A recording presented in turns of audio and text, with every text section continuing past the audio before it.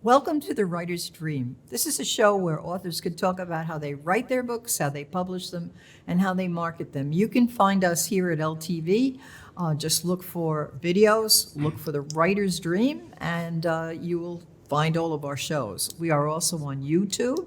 Search my name, Linda Maria Frank. Click on my picture, and all the videos will come up. We are also on Facebook. Same thing, The Writer's Dream. If you are a reader or a writer, we have a lot of good information for you. There are many, many talented people on Long Island, and we invite you to watch the show and learn. Today we have a very special guest, Jack Bilello. Jack is sometimes our host, and Jack and I talk a lot. We do some lectures together, we do book events together, and we get to talk a lot. And Jack told me about this very interesting thing where when he was younger, he entered a contest and he won the contest. And the contest involved him writing a story. And so I investigated and really had to dig down deep because Jack is a very shy person. And I found out that the story was really quite good, so we decided to publish it. So without further ado, Jack, tell us about the contest. Yes, well, what happened, with the virus rampant, spending more time at home in the house, and I've become someone who is quite adept at rummaging. So I was rummaging as becoming a standard. The rummager in chief. I am a rummager. And I came across a letter that I had received some 20 years ago. Mm-hmm. And it didn't mean much at the time in terms of who wrote the letter. But the letter was written by Francis Gabrisky. And in the intervening years, I find out that he was a World War II hero. I mean, he was our ace of aces in the European theater of combat. He shot down 29 Japanese, in that case, Nazi warplanes. Mm-hmm. 29, because he was in Europe. And I said, wow, Francis Gabrisky, they named an airport after him right here in the Hamptons, and when he died some years back. And I remembered that I had entered this contest. It was a World War II contest, and I could write a poem, tell a short story, a memoir. I decided to write a long short story, mm-hmm. and won the contest. The first prize was a flight aboard a World War II B-17, which was a thrill and a half for me. Oh, absolutely. And I went to Republic Airport and on the designated day and took this magnificent flight upon this flying fortress, as it was called. I was a side gunner manning the 50 caliber machine. Your picture doing that is right on the cover of the book. Here, yeah. The 50 caliber machine gun on the side. It was a 10-man crew. And I said, I read the short story, and I said, boy, I really like that short story, the one that had won the contest. Mm-hmm. And based on your encouragement, I was able to get it published. And I think it's a great story because what happened was with the current temper of the times, with people talking about immigration, mm-hmm. and the strict nativists among us, I find that immigration has become a major issue in our current political and cultural life. And I wanted to show how Italian Americans were victimized by awful treatment and immigration laws of the time. Seems to be a tradition in this country. Yeah, everyone went through it. But I They're still doing it. shoot, You that, would well, think- that's the you the would think. motivation was what's happening today. Yeah, The nativism, the anti, feeling of immigrants, Muslims, and people from Central and South America and Mexico. So I then wrote an introduction, which really probed and dug deep into the Italian-American immigration experience. For example, in 1924, the governor of Georgia said I would pay any cost to build the highest wall. I said, oh, the highest wall, that is something current, right? If I could prevent one Southern Italian from coming into this country because they don't know our language, they don't know our culture, they don't belong here. I said, boy, that is a theme that is, like you just said, a recurring theme. Yeah. So I wanted to present that as my introduction, then to show how World War II was a significant departure. And then I tell the story about a World War II episode and the loss of a beloved member of a family. Well, first of all, Jack, the name of the book is A Piece of the Heart. Right. We just never really even said that. And that is an indication of what happens in the story. But let's back up a little bit. Sure. Francis Gabreski.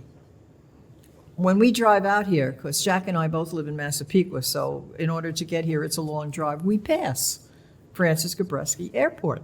So, and not only that, but you took your flight on the B-17 from Republic Airport. Yeah. And at Republic Airport, there is a air power museum. And if you haven't visited it, it's very, very interesting. In fact, we should actually visit with your book, because Yeah, they have a that's bookstore. right. They Yeah. have a gift shop, and see if they would like to. Of course, it's probably closed now because of COVID. But eventually, I'm sure we'll be able to get there. So there's a really lot of history in your story. So tell us a little bit about your story. See, to me, when I read the story, the historical background was interesting, and I kind of knew it, but the warmth of the story was really what got to me. I thought it was one of the warmest stories I've read about World War II. And it's too bad you couldn't make it into like a 400-page book, right?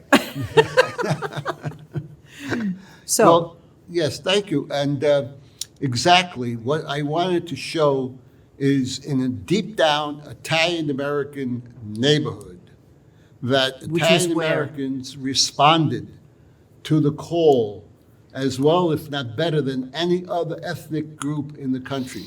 My church in East New York was called Lady of Loretto. And in the courtyard next to the church is a monument with the names of 67 boys from East New York for whom there was never to be a homecoming, including a set of twins.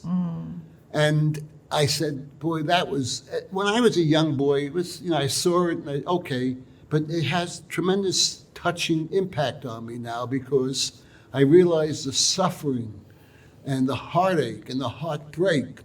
And no matter how long ago, it's well remembered and still part and parcel of those families. We lost 400,000 young Americans in World War II, 400,000. and the average age was? Teenagers. All wars are teenage wars. Yeah. The average, more than half of our troops in Europe were teenagers after, Normandy and the D-Day invasion. The average age of a Marine rifleman on Iwo Jima, which is one of the bloodiest battles in the Pacific War, was between 17 and 18. And these are kids. Children. They're children's wars. So I wanted to stress that fact and to bring home that not only did those who fought and bled and died, but the suffering on the parents was so enormous that really it left a piece of their heart forevermore vacant and never more to be whole again. Well, one of the things that not really struggled with, but one of the things we considered when we published this book was what to put on the cover. And one of the things that we thought we might put on the cover was the Gold Star little banner that Gold Star parents, they still get them. Yes. There's the Blue Star and the Yeah. Gold Star. You It wanna started explain in that? World War II.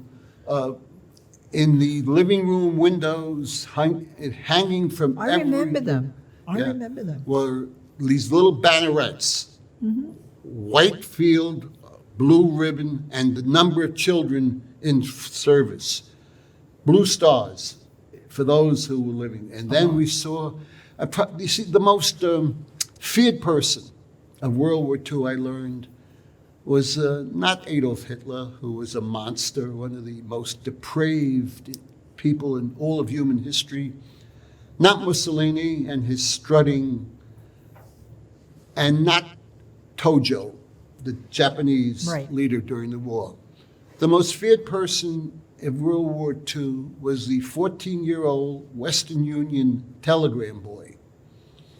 Because when you saw that little boy riding his bicycle through your neighborhood, you knew something dreadful was going to visit an American family, and they would never be the same again. Right. And even as a child, I was 4, 5, 6 years old, you would see this kid and you'd say, please God, don't let him stop at my house. And kind of every heart would stop, every knee would buckle, every stomach would drop, and every soul would pray, don't let him stop at my house. And that was a vivid, vivid reminder, and I wanted to capture and convey that And you did. in this in this You in did. this book. You want to give a little summary of the story? How it starts? Yeah. There's a lot of humor in this story. Yeah, You well- have a lecture called Laugh, Cry, Think.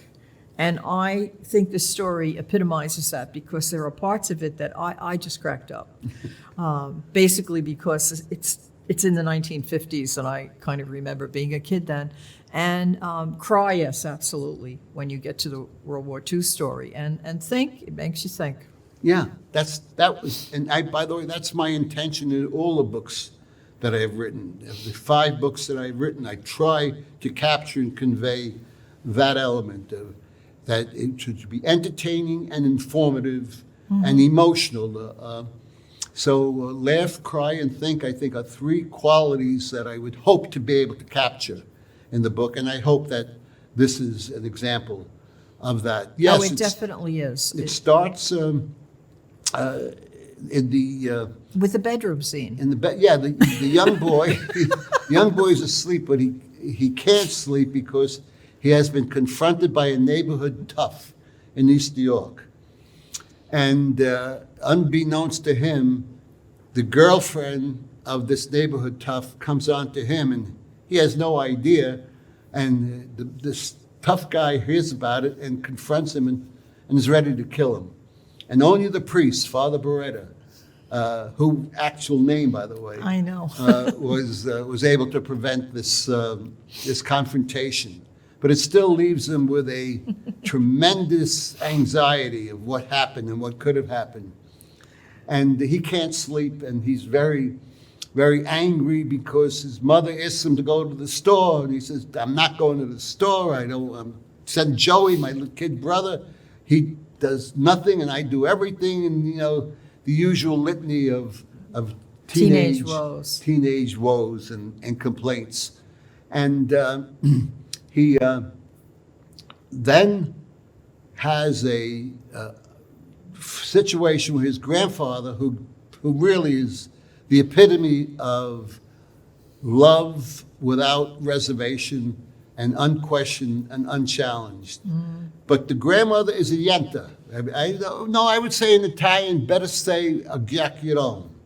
She is someone who the neighborhood knows is a busybody and will know everybody's business. So she finds out about the fact that he had this, because he tries to bury it. He doesn't want to have his parents know about it. And there's an expression called insabbiata, which means let it die, bury it in the sand, let it die its own death, and maybe no one will find out about it. but not the grandmother. Well, this is what happens when you're a teenager, though. You never want to tell your parents the trouble you got into or the situation you got into, because they will say, stay home. That's don't right. Go out. Don't do this. And Be careful. I learned. Don't come home late. I had an older brother, and I watched my parents with him, and I learned to either not tell them or shh, lie. My guardian angel is over there crying that I lied. And so when his grandmother spills the beans, well, now his mother is hysterical because she says, I can't take any more loss in this family. I just can't take it. It would kill me. And he said, what are you worried about? I'm fine. I'm okay. I could take care of myself. I'm immortal. And what happens when his grandfather comes to his defense and said, leave him alone. He's just a young boy. Then they all turn on the grandfather. And his grandfather becomes so flustered that he says, come on, Christopher, andiamo. Let's take a walk. And in that walk, but there's a very nice scene about bocce, the Italian game of bocce.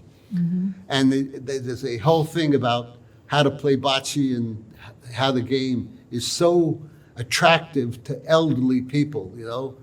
And anyway, the grandfather, and by the way, in that neighborhood where I grew up, John Gotti was the leader of a gang called the Fulton and Rockaway Boys. So he's in there.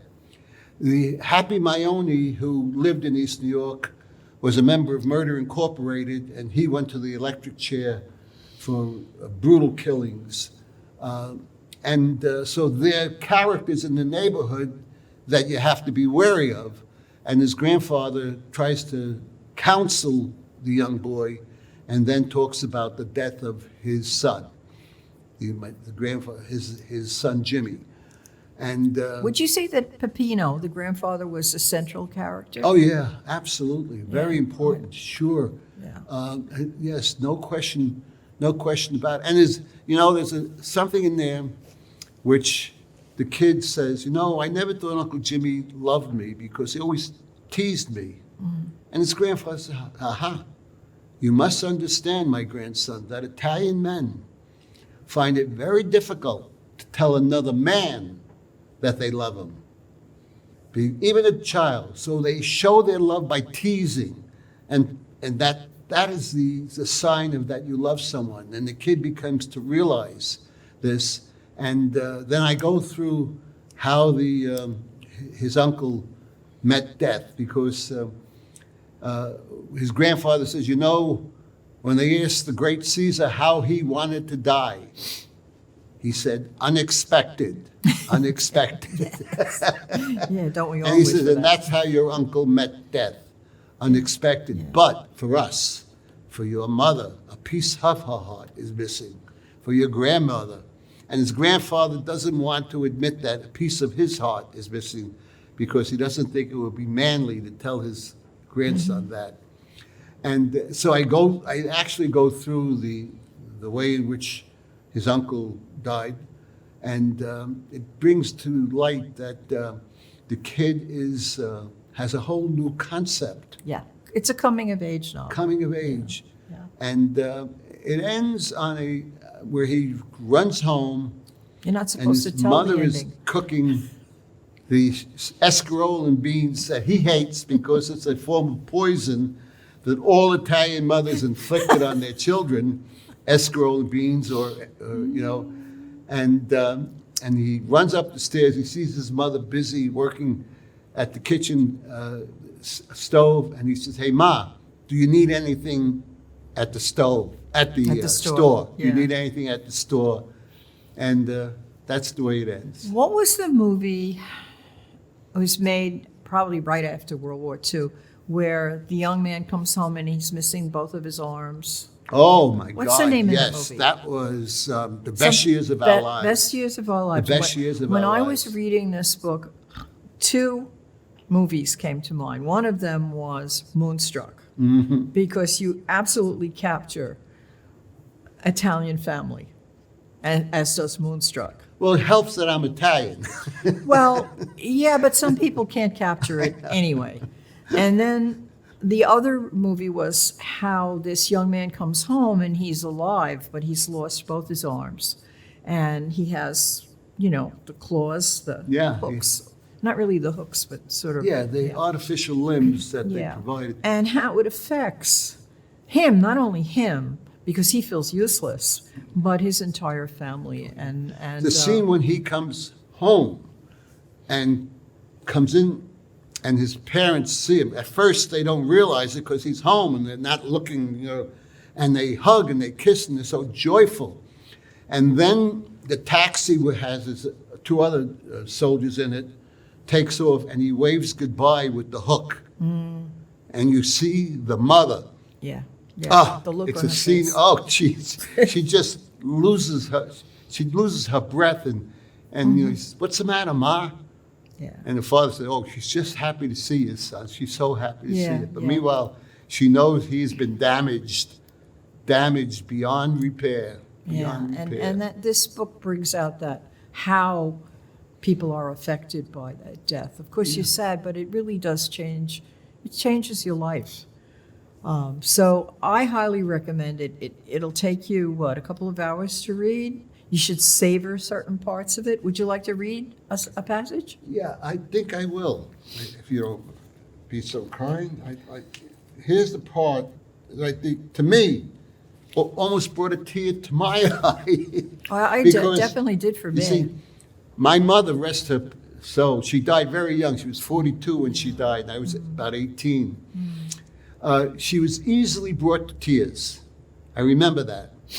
And she used to cry at hockey games. That's how. I cry at hockey games too, but for different reasons. But What am I doing here? I remember her saying this, and I just want to read this very, very brief. Yeah. You see, the boy's uncle had found the love of his life. He had been hit by the thunderbolt. And they had planned their wedding after the war, knowing that, why take a chance? And they had a song called "I'll Be Seeing You," which was an iconic World War II song. That was their song. And when the uncle is killed, the mother, his sister, says, "How do they bear it? My God, how do they bear it?" The mothers and fathers, they raise children, love them, care for them, only to see them killed in war. How do they bear it, my God? And that's, to me, the most poignant, touching. So the uncles, and this is, I guess, pretty typical of what happened in those days. His sweetheart is heartbroken, but after a time, she's 21 or so, 22, she meets a guy 3 or 4 years after the war and gets married. See, at first she would come over and console each other and talk. But 3 years after the war, when she meets another man, she gets married, and they move to Bay Ridge. She moves to Bay Ridge, and they never see her again. But his last thought was, "I'll be seeing you, Annie. I wonder if that's still your heart soon." Oh, yeah. But it's a beautiful story. I'd like to spend the last couple of minutes talking about how we got this story into this book. Because people who watch the show sometimes want to know, well, okay, so you wrote this story. And what Jack handed me was a number of typewritten pages, so 30 typewritten pages, and the letter he got from Gabreski. And the typewritten pages were dot matrix print, if you remember those. I mean, it was actually computer, but it was dot matrix, which is hard to read. And I tried to find somebody to type it because I really didn't want to type it. But I couldn't find anybody, so I typed it. And so where do you go from there? The letter had to be scanned. We were worried that it wouldn't come out clearly, but it did. Yeah. I have a friend who's a graphic designer, and she took the manuscript that I typed and she set it up in book form, and she put it on Amazon. We actually, the pictures that are on the cover, Jack had an album of pictures, and then I took my smartphone, which is a really excellent camera, and took pictures of the pictures and sent them to her, and she was able to set it up. They came out beautifully. Yeah, Beautiful. she really did a nice job. It's a nice book. It's very the letter, short. The letter from Francis Grubisky's in here. Me ready to get onto the B-17 is a picture in here.